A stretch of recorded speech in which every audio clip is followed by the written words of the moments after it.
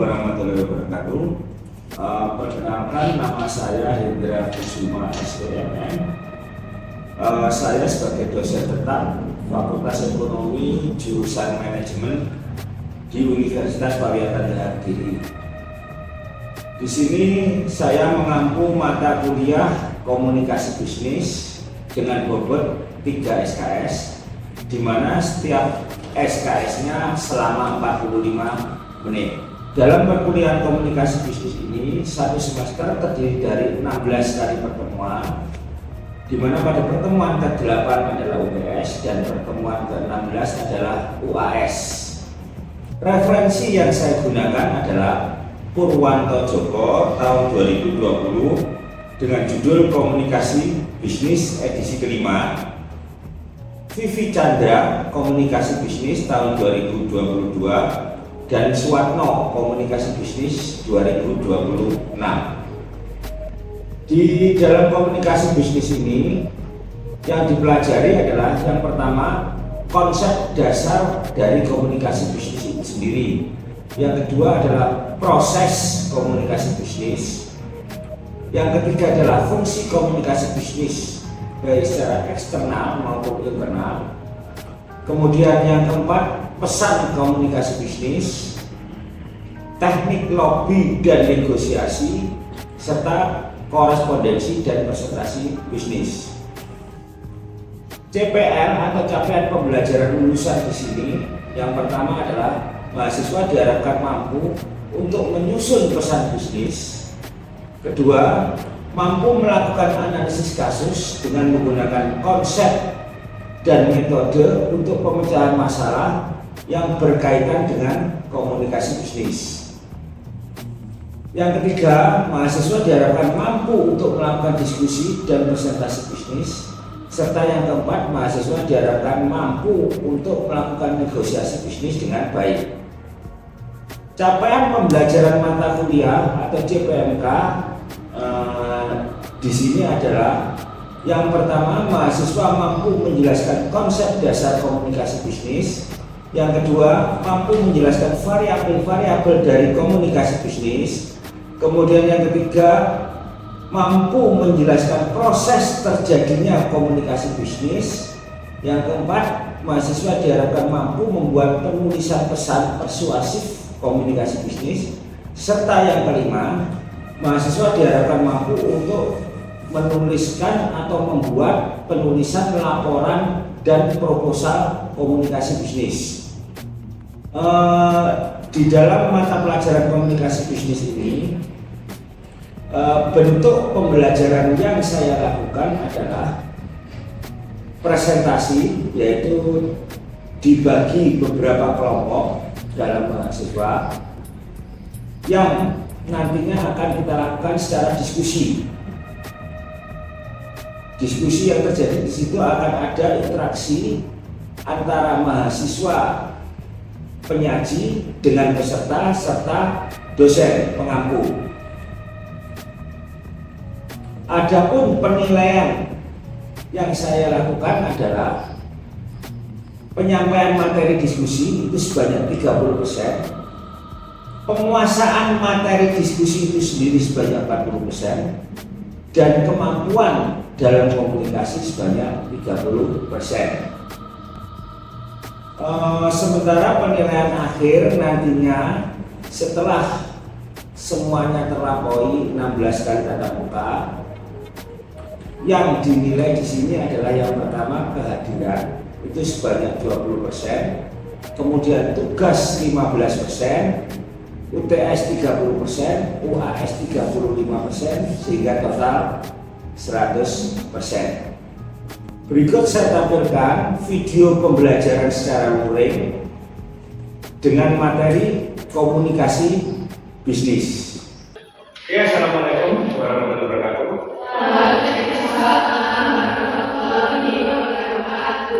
Ya, di sini saya akan mengajar komunikasi bisnis ya. Ini pertemuan pertama ya. Di awal di minggu pertama saya hanya akan membahas tentang pengantar ya.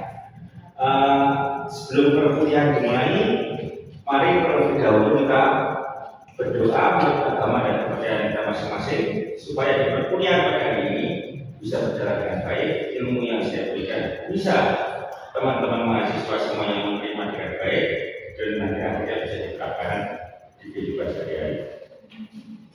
Ini kita sama-sama berdoa mulai selesai. Sebelumnya saya nggak tahu ini absennya diedarkan ya Mbak untuk absen hari ini. Oke, terima kasih. Assalamualaikum warahmatullahi wabarakatuh. Warahmatullahi wabarakatuh. Selamat pagi teman-teman mahasiswa semuanya.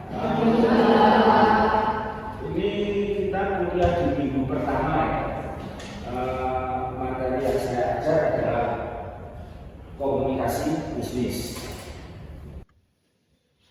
Soal buku referensi yang saya gunakan, sebenarnya teman-teman bebas ya. Kalau masalah referensi itu bebas, bisa mengambil dimanapun, karena teman-teman juga bisa secara online. Kemudian yang saya pegang ini sama ini. Jadi artikel komunikasi bisnis.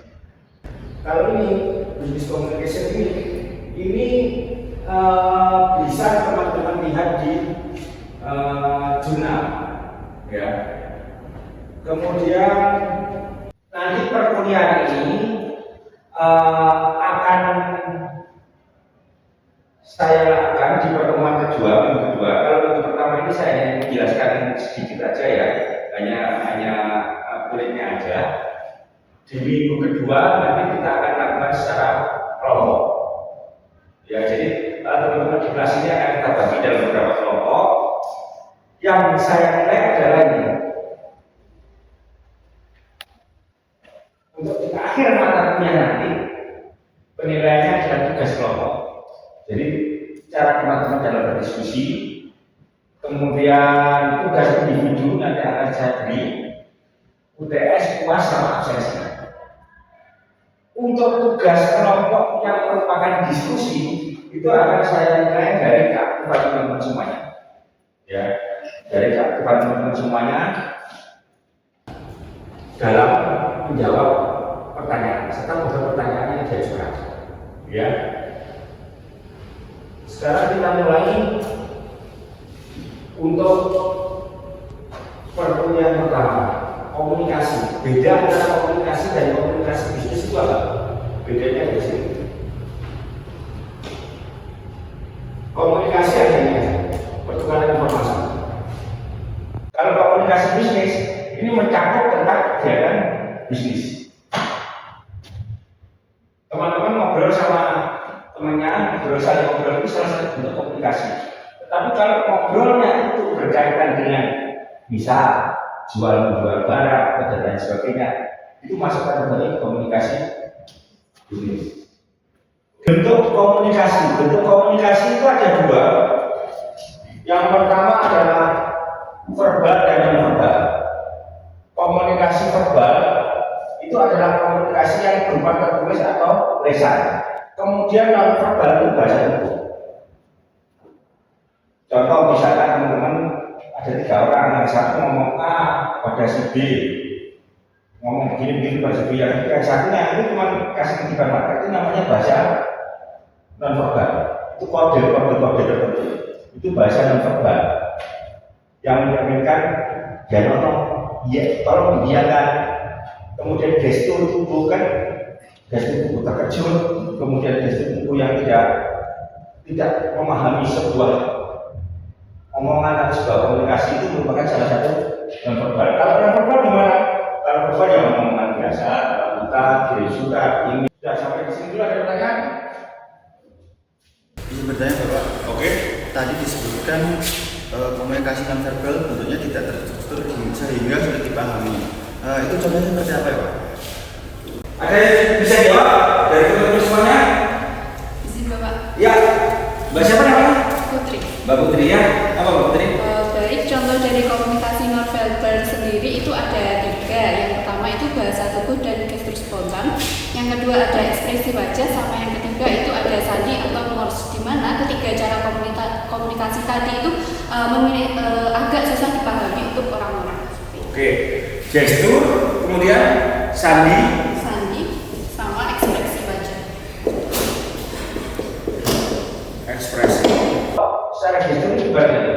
Misal, pernah kedatangan teman atau tamu yang semangat malam 6 jam dan pulang-pulang, pernah nggak? Pasti pernah. Perasaan kita kapan pulangnya? Kan gitu kan? Kita gesturnya tinggal kita nggak usah ngomong mulio atau pulang, nggak usah.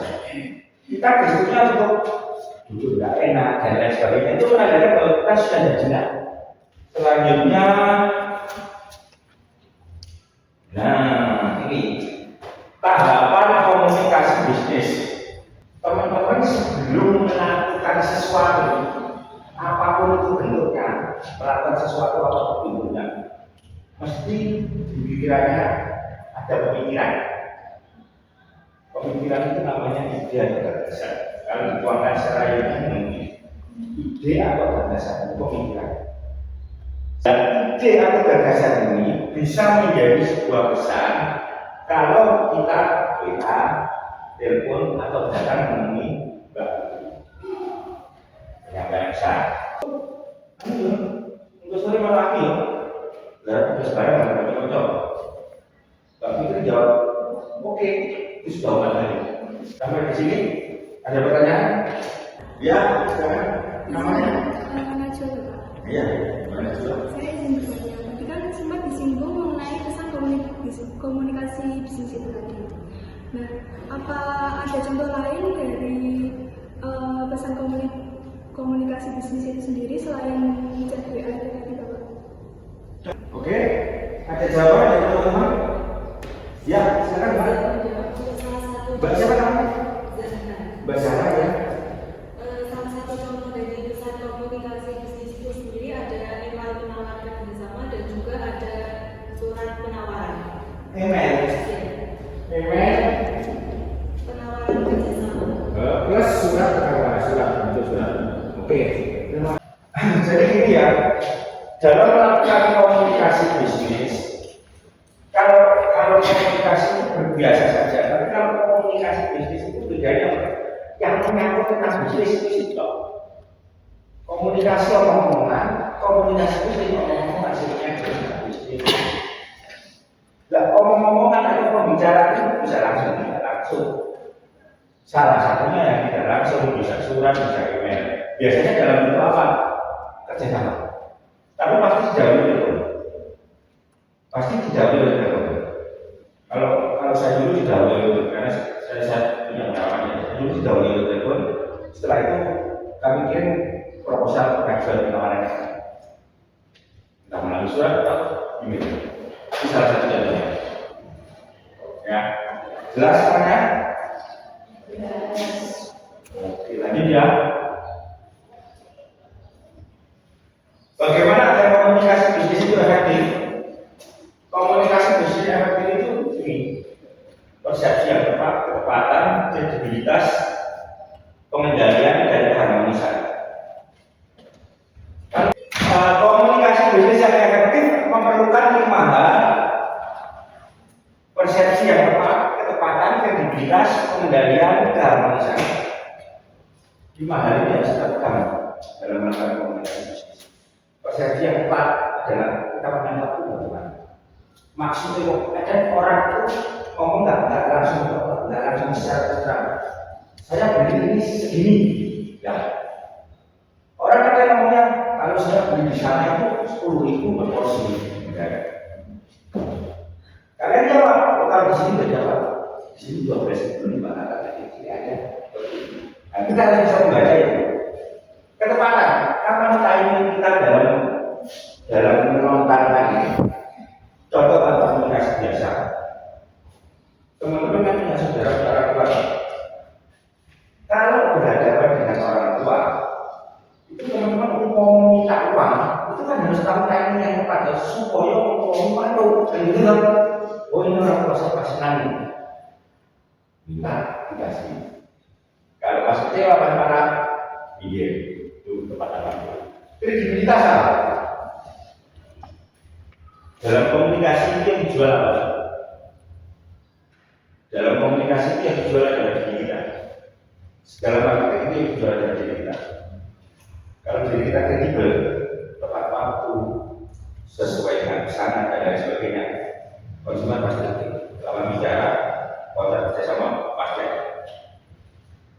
pengendalian kalau ada mereka ini dalam pengendalian diri, pengendalian emosi dan lain sebagainya. Kemudian kita harmonisasi keakraban.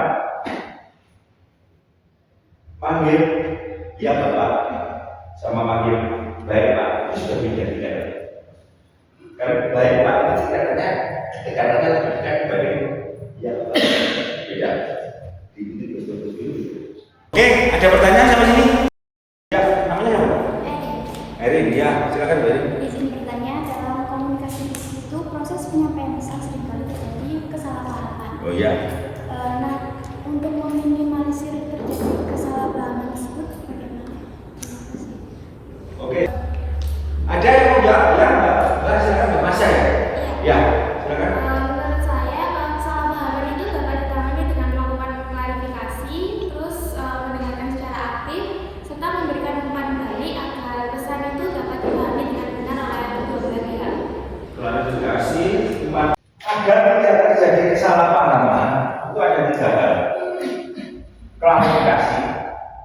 Klarifikasi itu dilakukan kalau sudah terjadi kesalahpahaman. Kesalahpahaman itu belum tentu marah ya, tapi betul nggak maksudnya seperti ini? Apa betul Pak? Apa betul maksudnya Bapak itu seperti ini? Itu klarifikasi. Kemudian umpan balik itu apa namanya? Kata sisi ngomong Allah, sisi ngidul itu berarti tidak kamu. Penangkapannya jelas beda. Arti penangkapannya. Nah, bagaimana agar kita tahu bahwa yang kita ajak omong itu merespon dengan tepat apa dan yang kita maksud itu adalah dengan umpan balik dengan jawaban yang dia berikan kepada kita. Itu artinya. Kemudian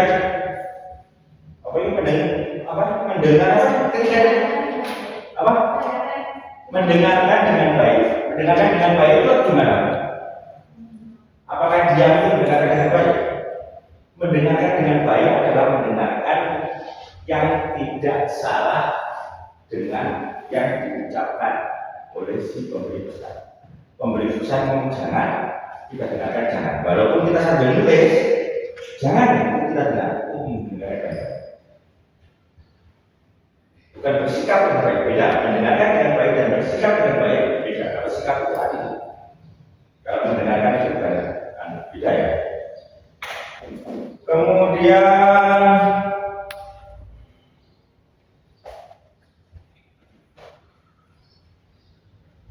hasil komunikasi bisnis yang efektif itu pemecahan masalah lebih cepat, respon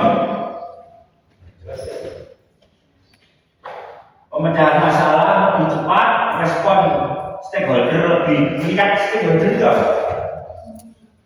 apa? Pengguna. Stakeholder itu pengguna ya. Kemudian citra profesional lebih meningkat, bahan promosi lebih jelas. Ini kalau kita menjalankan komunikasi yang efektif. Saya komunikasi secara efektif dengan baik. Otomatis baik ini bisa mendengarkan perkataan saya dengan baik, tidak salah tangkap, bisa menjalankan apa yang saya maksud dengan benar, tidak terjadi kesalahan. Umpan baliknya adalah saya bisa menerima apa yang sudah dilakukan. Sama seperti ini. Cuma ini dalam dunia bisnis. Sama sebenarnya dalam dunia bisnis, untuk bisnis ini dalam bisnis hanya itu saja. Masalah dalam komunikasi bisa dipelajari sendiri ya. Keraguan isi pesan jadi ambigu. Kemudian masalah dalam menyampaikan pesan. Kemudian misal ini juga komunikasi menyampaikan pesan. Misal silau dan sebagainya itu juga menghambat komunikasi. Kemudian masalah dalam menerima pesan, kondisi si penerima, mohon maaf, mungkin agak kurang benar dan lain sebagainya. Masalah dalam menafsirkan pesan dan emosi terhadap penafsirannya berbeda. Ya. Solusi yang ditawarkan adalah membuat pesan secara lebih hati-hati, meminimalisir gangguan, memberikan dan mempermudah upaya umpan balik. Ini umum. Jadi kalau supaya Mbak ini tidak salah dalam menangkap pesan saya harus menerangkan secara jelas sehingga Mbak ini bisa menerima, bisa menangkap, bisa menangkap. Ya.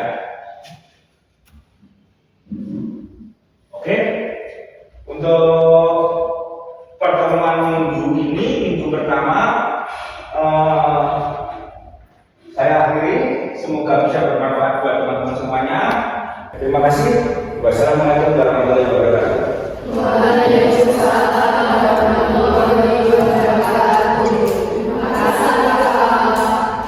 Ya, demikian video pembelajaran untuk kerja PDD UKT-PT. Semoga dapat menambah manfaat bagi kita semua. Terima kasih. Wassalamualaikum warahmatullahi wabarakatuh.